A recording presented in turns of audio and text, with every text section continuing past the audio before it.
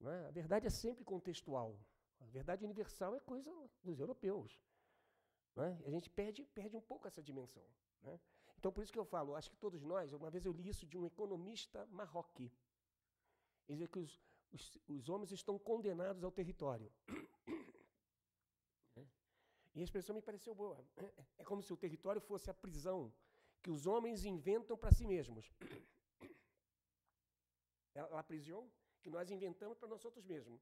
E se é uma prisão, ao mesmo tempo é um lugar dela libertar. Então, essa tensão sempre... Né? Como a gente está diante de um capitalismo que vive do desporro, a luta para preservar espaços acaba sendo estratégica. Né? Precisa entender isso processualmente, não resolve. Né? Mas quem de nós não deve continuar acompanhando essas lutas por demarcação? Né? É que eu sempre costumo dizer, não hagamos da necessidade a virtude. Né? Muitas vezes estão fazendo... Então, eu prefiro, da minha tradição, do meu aprendizado, o conceito de território, para mim, ele é suficiente, porque me parece que é um conceito que te ajuda por exemplo, o Henrique está lançando um livro, Aposta pela Vida, onde ele vai para um enfrentamento direto com a sociologia, com as ciências sociais. Né? Me parece que o conceito de território obriga a que a sociologia tenha que se ver no seu contato com um mundo mundano das condições da vida material, como é que toda a sociedade não se faz fora do espaço e fora da natureza. Né?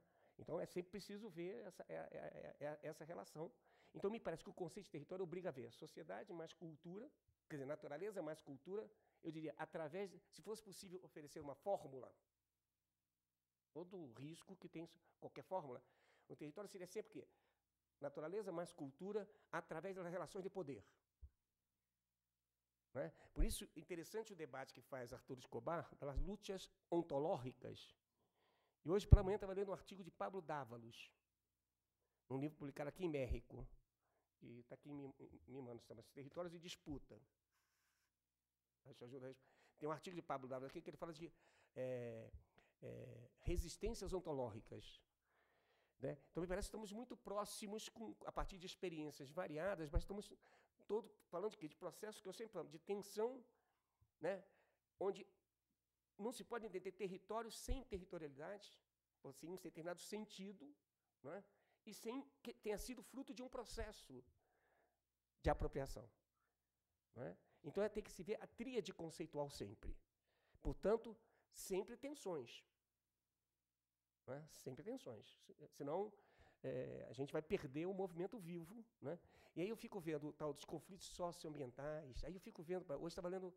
Aliás, essa semana eu estava lendo um artigo de Rafael Reutemann, que é um ativista extremamente interessante, holandês, mas que vive em Peru. Ele fala de conflitos ecoterritoriais.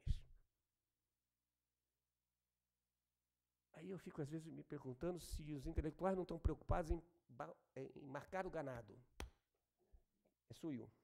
Né? Né? Também. Né? E se perde as experiências as mais diversas que tem em torno dessas questões. Acho que o Henrique quer falar um pouco. Si me permites, Carlos, yo creo que el punto que se está haciendo es muy interesante y tiene que ver con la cuestión de nuestra conceptualización, nuestra denominación de los procesos y si estos se reflejan en los imaginarios de los actores sociales. Y ese es el punto. O sea, nosotros ahora estamos construyendo una noción de territorialidad muy compleja y muy amplia, que nosotros vamos construyendo, digamos, ese tejido de comprensión. La pregunta es si los actores sociales de base se ven reflejados en ese concepto.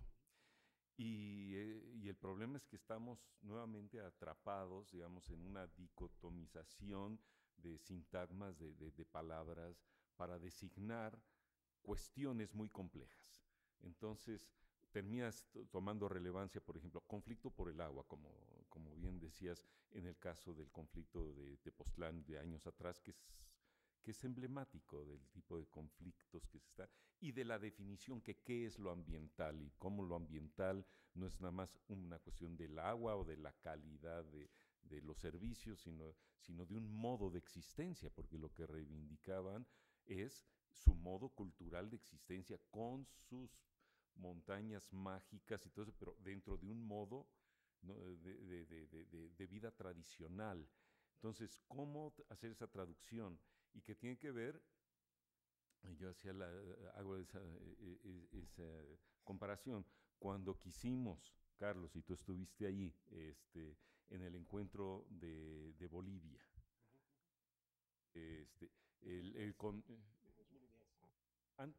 antes de la Cumbre de los Pueblos, el que hicimos con Patricia Roncal, ¿sí? Que nosotros denominamos la construcción de la sustentabilidad desde la visión de los pueblos indígenas. ¿Y cuál fue la respuesta de los pueblos indígenas? No nos vendan la sustentabilidad. O sea, nosotros a esto lo llamamos vivir bien, y no nos vengan a colonizar con un concepto bien intencionado de ustedes, los intelectuales. Sustentabilidad desde la visión de los pueblos indígenas es también un modo de colonizar. Entonces, ese es el punto. ¿Cómo establecer esto para que la territorialidad, la defensa del territorio, se traduzca en un concepto propio de los actores locales en su concepción amplia, que puede ser reapropiación ambiental, reapropiación cultural, todo, pero que tenemos que terminar usando estas palabras, términos compuestos: ecocultural, existencial, ontológico, y que ellos dicen la Pachamama. Eles dizem a própria mama, resolve tudo.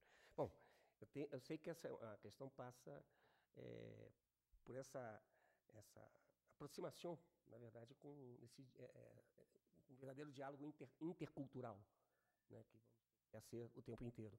E eu acho que estamos sendo isso, né? E respeitar essas múltiplas experiências, né, que estão em curso no mundo.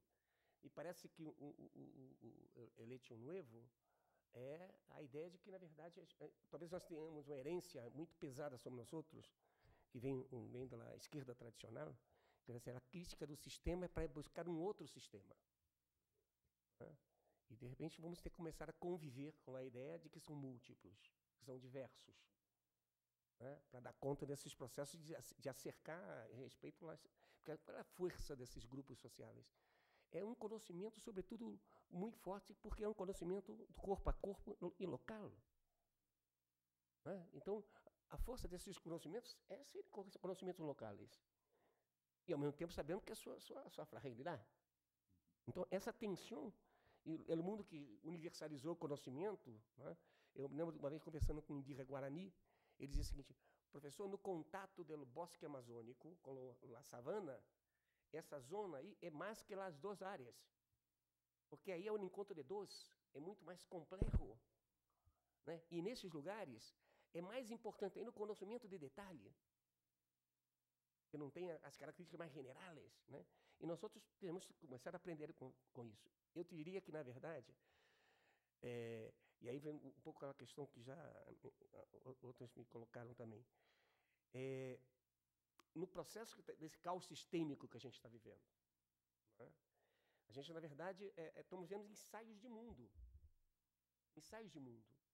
Nossa tarefa, sobretudo nós outros que estamos através do pensamento, é trazer essas experiências para o debate, né? Identificando quais delas têm potencial emancipatório e qual não tem. É um pouco uma ousadia que teremos que ter, né? Então, isso me parece um horizonte de tempo, né, que se vislumbra na possibilidade de você ter um câmbio efetivo. Essa questão que me parece estar em aberto, né? E teremos que começar a viver como experiências mais tópicas, né? E temos que saber como fazer disso, né? Então, me parece que, se estamos falando seriamente da diversidade, teremos que respeitar essas múltiplas experiências que estão em curso, esses tempos diferenciados. Estamos preocupados finalizei falando dessa questão da diversidade. Vamos produzir a unidade na diversidade, se é uma unidade orgânica ou mecânica. Teremos muitas unidades, na verdade, são externas, né? E me parece também que esse problema que vem do tal do socialismo extrativista, né?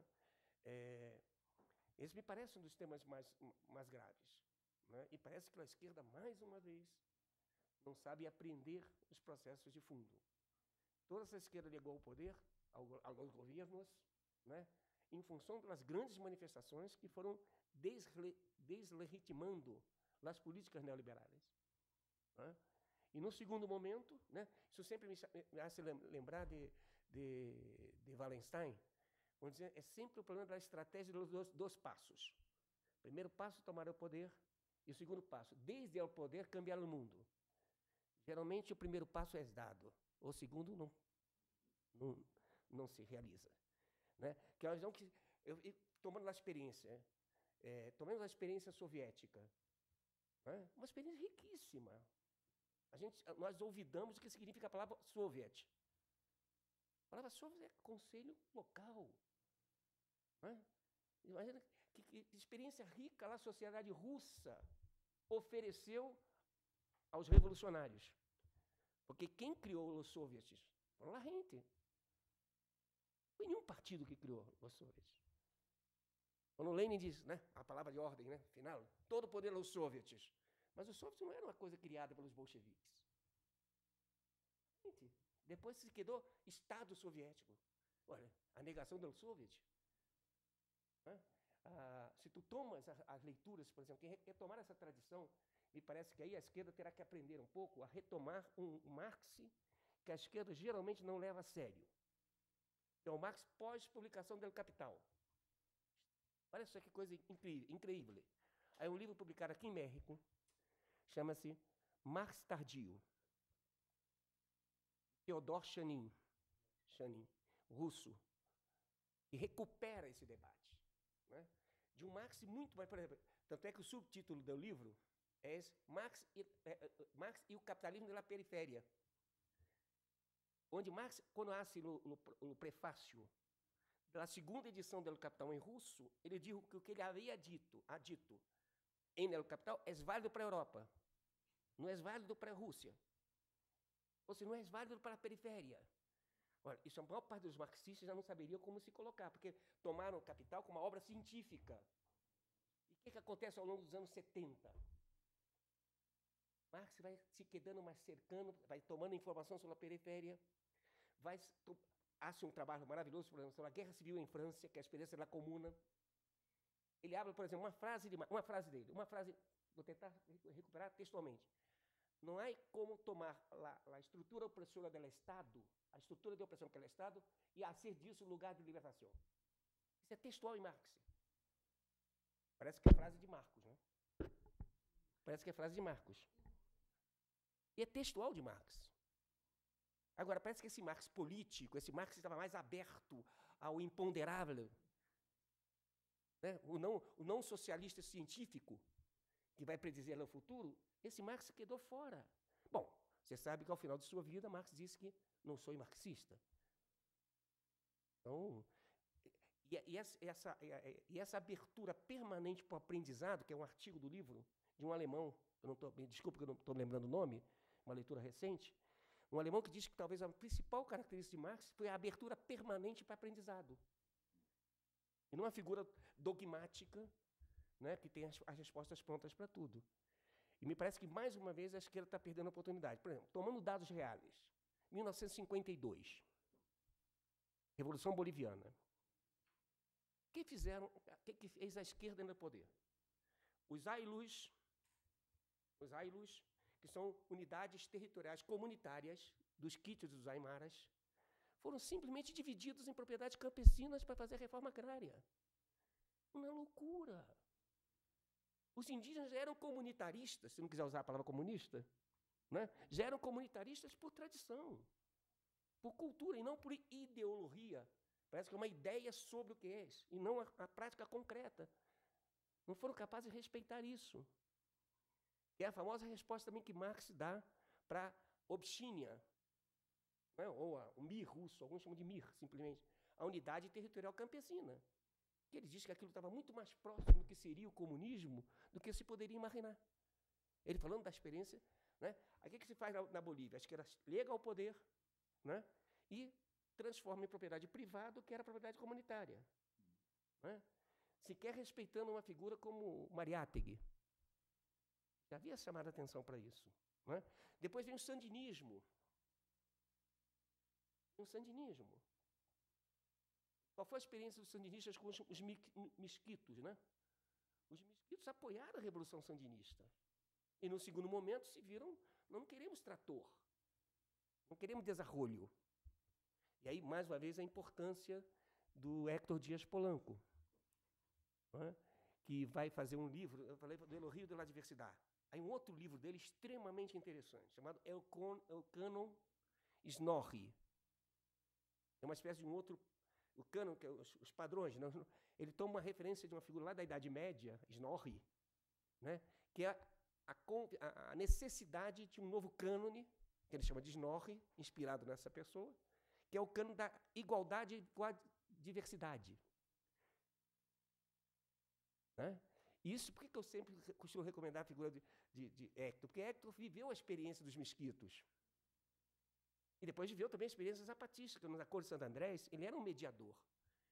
Então, me parece que ele é um caso extremamente interessante de alguém que, sabendo da importância da tradição marxista, que ele honra, que ele tem o honor de manter essa tradição, ele, ao mesmo tempo, foi dialogar com o mundo indígena. E não teve uma visão colonizada, ou colonizadora desse mundo. Ele aprendeu. Ele aprendeu e tentou. Por isso, esses dois livros, o Canon Snorri, né? E o Elogio de la Diversidade, me parecem duas obras extremamente importantes para a gente começar a... Ou seja, são intelectuais que eu acho que deixaram, vamos dizer, impregnar, né, pela experiência dela luta pela vida. Né, pela aposta pela vida, para usar uma expressão que é cara ao novo livro do... Então, ligamos ao poder. Né? Esses governos entram com toda a política extrativista. Né? Por exemplo, acabei de escrever um livro, um artigo grande, que depois... em contato com Armando Bartra, vai se transformar num livro, vai ser lançado aqui na Lasru, agora entre 9 e 12, espero que esteja pronto o livro, que são dois ensaios que nós produzimos independentemente, mas vimos que tinha afinidades e vamos publicar. É meu com o Milson, lá, um colombiano que trabalha comigo lá no meu laboratório. E meu artigo sobre o Típinis, um conflito do Típinis na Bolívia, que é uma terra indígena. Típinis é uma sigla, né? Terra indígena, Parque Nacional Isiboro Séculi. Isiboro Séculi são dois rios. Nascem nos Andes e depois se dirigem à Amazônia. Né? E aí os indígenas, são cerca de 20 mil indígenas numa área de 1 milhão de hectares. Diga de passagem, numa área de indígenas que foram buscar a Loma Santa. Ou seja, em Guarani são as terras sem males. Durante 500 anos esses pueblos foram fugando em nome da terras de libertar. Aliás, situação que hoje atinge toda a faixa andino-amazônica, que é uma área riquíssima do ponto de vista da biodiversidade e riquíssima de povos em isolamento voluntário por libertar. E já nesse sentido, esses pueblos nos remetem a um sentido da relação com a... Por exemplo, esses pueblos, Deutípinos, Ticimanes e Uracarés, né, que são pequenos em número, um deles me diz assim, abertamente, nós não somos pobres. Vocês querem nos sacar da pobreza? Nós não somos pobres, nós somos livres. É uma outra ideia. São caçadores, coletores, eles passam o ano todo se desplaçando, né? Desplaçando de lugar para lugar, onde eles sabem então os peixes, as árvores. Eles têm um completo domínio da rotação que hace do espaço. E diz, a única maneira de ser livre, se eu me digo um deles, é não ter nada. Não ter nada. Porque pode caminhar sem levar nada. Por isso és livre. No mínimo, isso me inquieta intelectualmente. Esse povo tem o direito de existir só por esse hecho. Eles interpelam o sentido profundo de uma sociedade que é tener o tempo inteiro. Elas nos interpelam do ponto de vista ético, moral, político e territorial. Que significa saber viver da produtividade biológica primária. Aí a minha defesa da ideia do extrativismo segundo esses povos. Né? Que me parece que essa ideia de que tu vive de extrair aquilo que não produz, obriga necessariamente a ter que saber conservá-la, a saber, né, a saber continuar vivendo com ela. E me parece que vai... Isso que eu digo, esses povos nos oferecem outros horizontes de sentido. Eu acho que esse me parece que é o ponto fundamental. Né? E vamos ter que né, Então, não sei se eu... Obviamente que eu não vou responder a todas as questões, porque falta mesmo de qualidade, de competência, mas eu penso dialogando com e sobre... eu tenho uma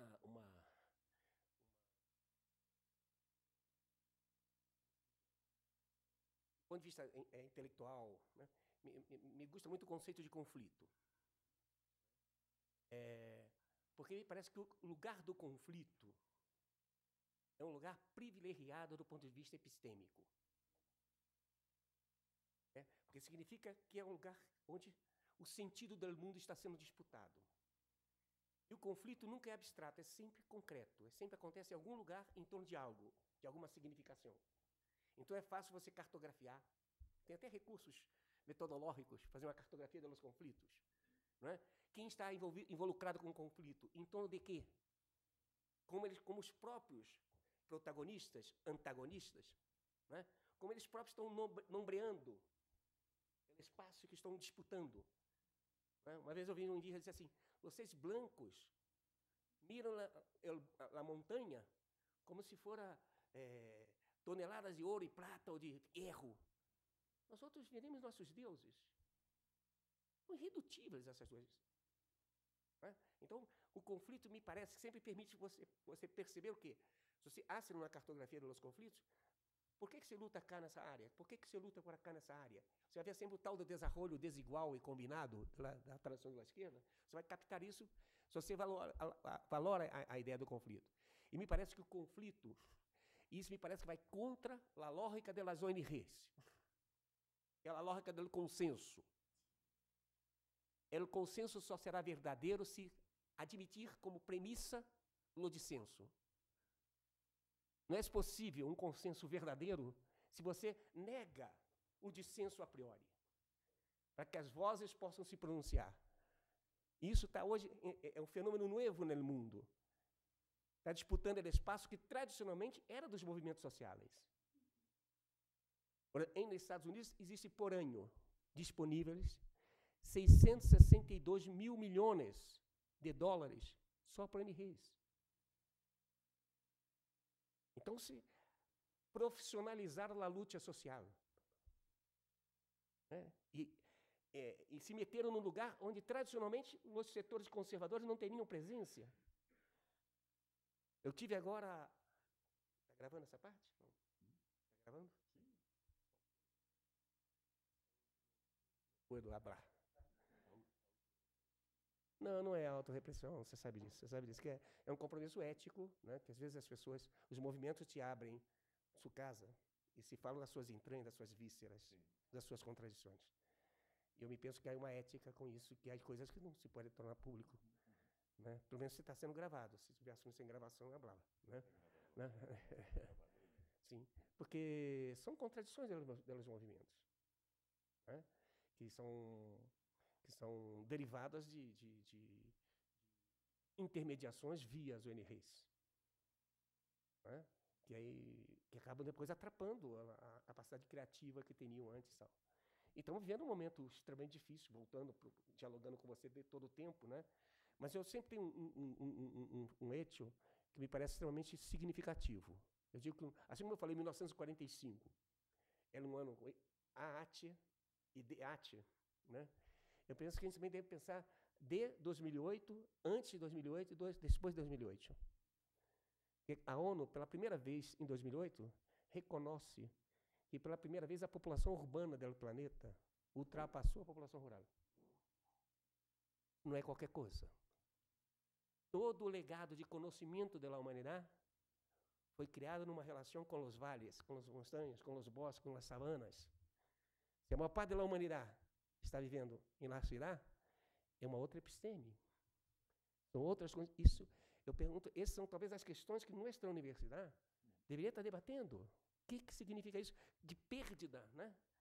De um conhecimento, né? As pessoas se ouviram que agricultura é agri mais cultura. Não à toa o capital chama de agronegócio. Em Brasília, o maior produtor, por província, o maior produtor de maíz é Mato Grosso, uma grande produção de maíz, do agrobusiness. né? São os grandes do Brasil. E aí um outro lugar do Brasil que produz muito maíz também, mas maíz campesino, que é nordeste do Brasil. E chega em junho, mês de junho, é a época dela colheita, né? E é a época das festas. Tu vais no Nordeste brasileiro, de onde está aí? É uma festa belíssima de gente. Milhões de gente. Cidade de Caruaru, que é no Pernambuco, Feira de Santana. São cidades que passam um mês de gente em festa. Os campesinos deixam de ser lavrar a terra e vêm a ser bandas de 3, que é um bumbo, uma coisa que é de hierro, que é o triângulo, que se bate assim, e um acordeon, um sanfona, um fole. São 3.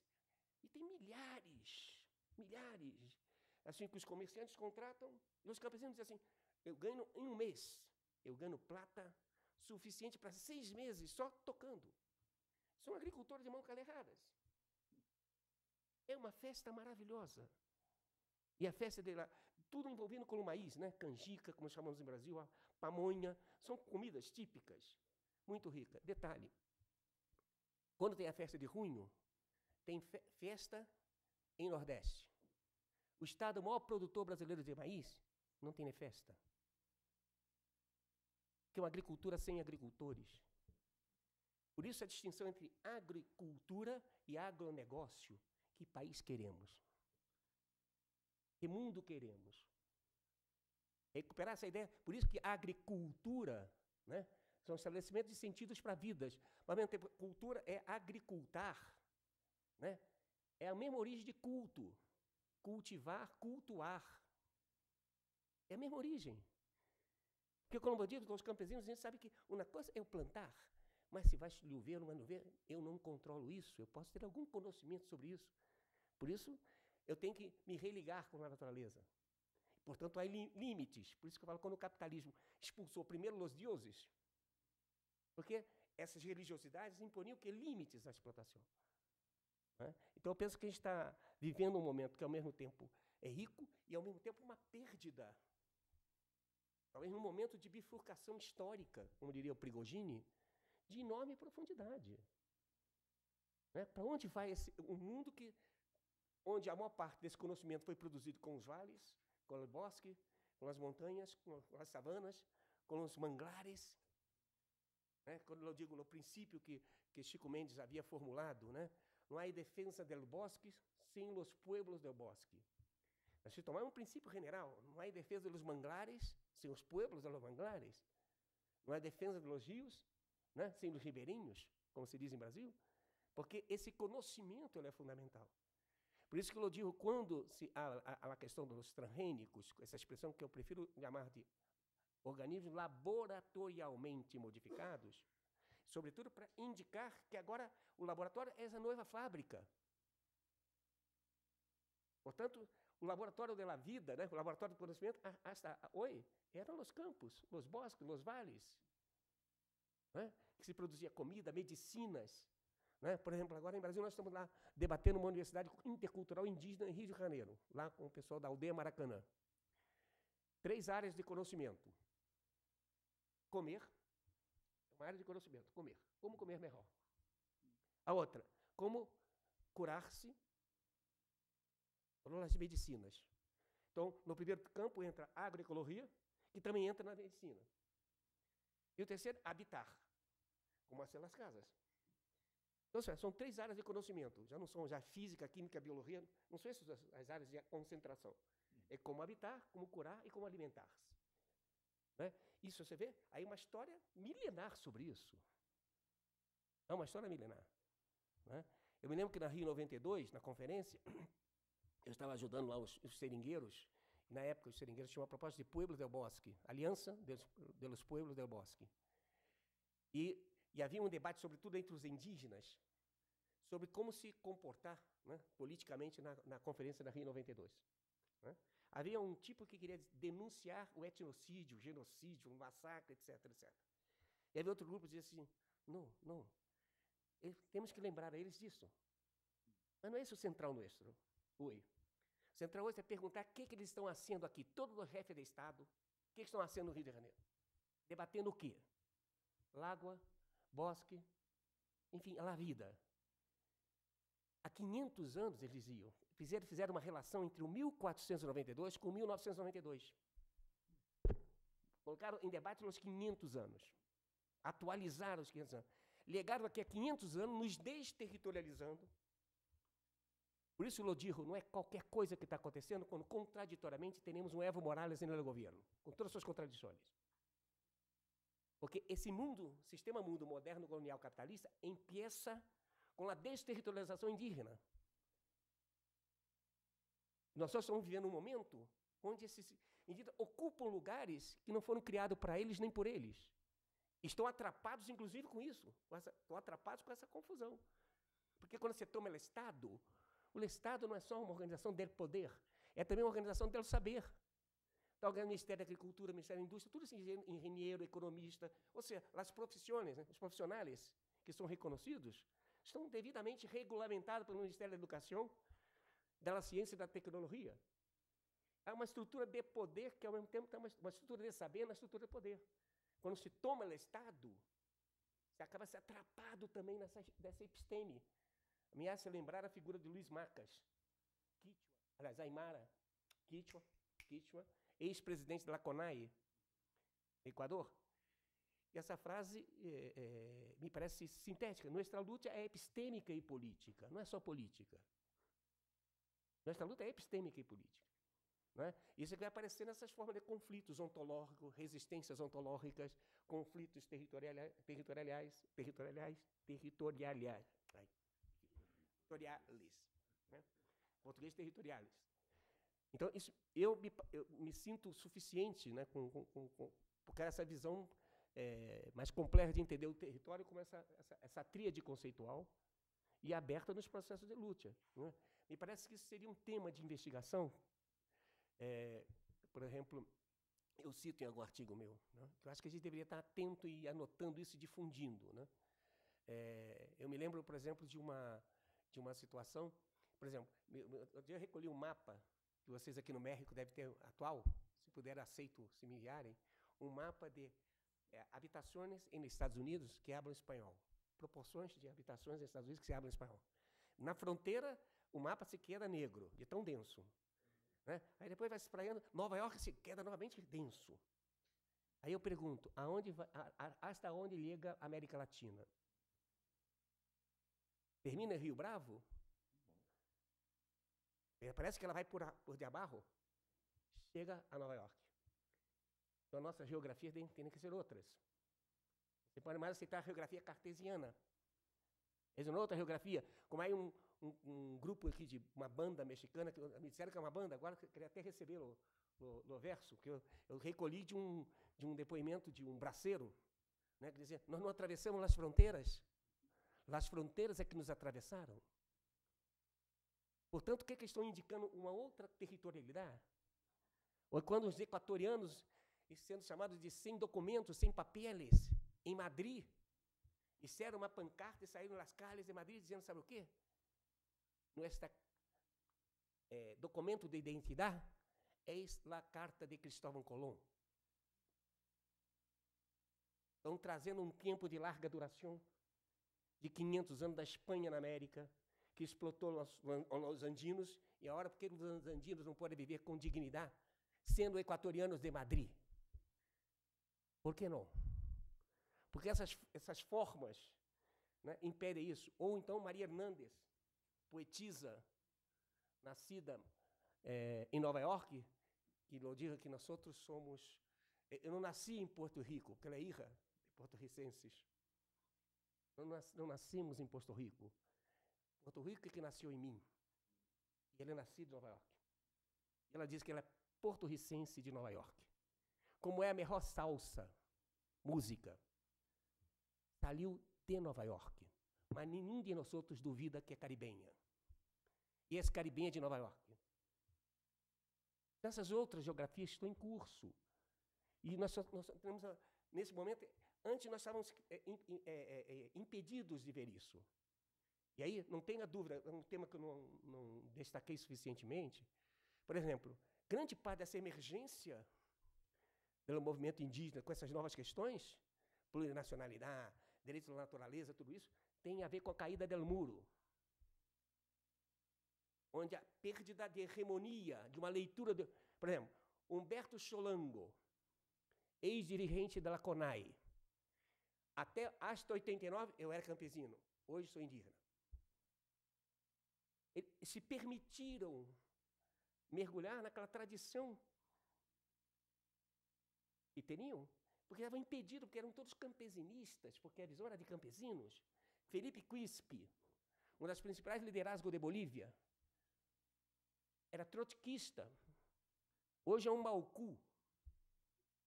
E o que é interessante disso? Que não perderam a crítica do capitalismo, que aprenderam com o marxismo. Esses outros híbridos. Aliás, o que é o zapatismo, o neozapatismo, se não encontro do marxismo com a cultura maia? Não, o marxismo é eurocêntrico. Esse, obviamente, negaria o indígena. Mas, por exemplo, quando eles convocam um congresso, né, um encontro nacional contra o neoliberalismo. Que isso? Então, pega os textos dele e não abandona essa relação que vieram, que aprenderam com o marxismo. O que é o catarismo como tendência teórico-política na Bolívia? É também um encontro. Né? Eu prefiro o Álvaro Garcia Linera antes de tomar possessão na vice-presidência. Que é fantástico. Que é fantástico. Ele fala dessa força do catarismo, né? Desse movimento. E parece que essas epistemes estão se tocando em experiências concretas de luta e oferecendo um legado teórico de novo tipo. Né? Então, nós outros, como não somos... Por exemplo, o que nós outros que nos quedamos impedidos de ler figuras como, por exemplo, Frantz Fanon, Aimé Césaire, esses intelectuais que denunciaram o componente necessariamente racializado do sistema mundo capitalista. Por quê? Não eram marxistas, nós não leímos. Aí um documento disponível na internet, a desfiliação do Partido Comunista de Aimé Césaire, que todos nós outros devíamos ler. Ele se quedou até o último momento esperando que os franceses fossem capazes de entender o que era ser negro. Bom, os franceses não entenderam nada da Revolução do Haiti, né? Nós outros estamos aqui, a esquerda está comemorando agora os bicentenários. Em que anos eles começaram a comemorar os bicentenários? Em 2010. Como referência dos primeiros países, não começaram, nem pensaram em 2004, que seria a referência à Revolução Haitiana. Foi o primeiro país a tentar fazer o que lá? Doble independência. A independência da metrópole e do esclavagismo. Nós todos sabemos que nos nossos países, né, terminamos na independência e continuamos tomando as terras dos negros, as terras dos indígenas. A colonialidade permaneceu. Né? Então, me parece que continuamos com a visão colonial da esquerda. A dificuldade de entender o componente colonial, o componente da colonialidade. Parece que esses dois temas têm que ser recuperados. A crítica ao capitalismo e a crítica à colonialidade. E com ela toda essa negação dessas outras formas de relação com a natureza que essas culturas nos ofereceram. Esses povos nos oferecem ainda hoje. Né? Então, me parece que é preciso... e a gente tem que ter a ideia de que os conceitos... Eu sempre digo para os meus alunos que o conceito de perro, cão, né, em português, de cachorro, nos ajuda a diferenciar os perros de los gatos. Mas cuidado, dependendo do perro, se pode morrer. Aí perro como pitbull, né? É um perro que nos mata. E tem aqueles que são, chamamos de perro de madame, né? Que se queda nos braços. É o mesmo conceito de perro. Então temos que ter abertura para entender que os conceitos nos servem e para que, na verdade, nos impedem de entender esses processos emancipatórios.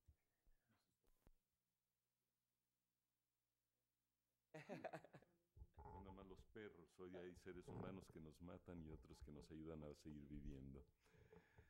Bueno, yo creo que nos dimos el permiso de ultrapasar los tiempos lineales. Normalmente terminamos a la 1:30, pero yo no me hubiera atrevido a cortar el flujo vital de las ideas de mi querido amigo Carlos Walter. Bueno, pues ha sido lunes de fiesta en el instituto. Espero que lo han disfrutado mucho y que vamos a salir de aquí con las mentes desasolvadas en el camino de la descolonización y abiertos a esa reinvención de nuestros nuevos mundos, que no son tan nuevos, que vienen de tiempos atrás, para dejar que corran libres las aguas del pensamiento, que es la intención de este espacio que hemos querido abrir aquí en el instituto con este seminario. Los invitamos a seguir asistiendo a estas sesiones. La siguiente es dentro de un mes. Tengo que abrir aquí para ver exactamente la fecha, pero ustedes la tienen en sus calendarios seguramente. Es octubre 20, lunes, octubre 20. Tengo que anunciarles que Arturo Escobar, por motivos de salud, no va a poder estar con nosotros, pero eso no impide que hagamos una sesión dedicada al pensamiento de Arturo Escobar, que vamos a compartir con Maya, con el doctor Gilberto Jiménez y un servidor, haciendo unas reflexiones sobre el pensamiento de Arturo Escobar y sobre todo el tema que ha empezado a aflorar con su nuevo nombre, es decir, el tema de la ontología política.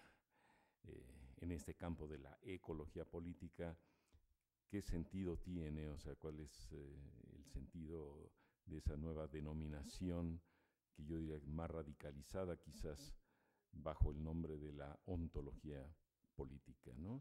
Que es un tema yo creo que fascinante y que ustedes van a disfrutar mucho y que sirve para seguir abriendo el pensamiento, para comprender, para esta nueva forma de comprender lo que se está jugando hoy en día en el mundo, en esta crisis civilizatoria que es la crisis ambiental.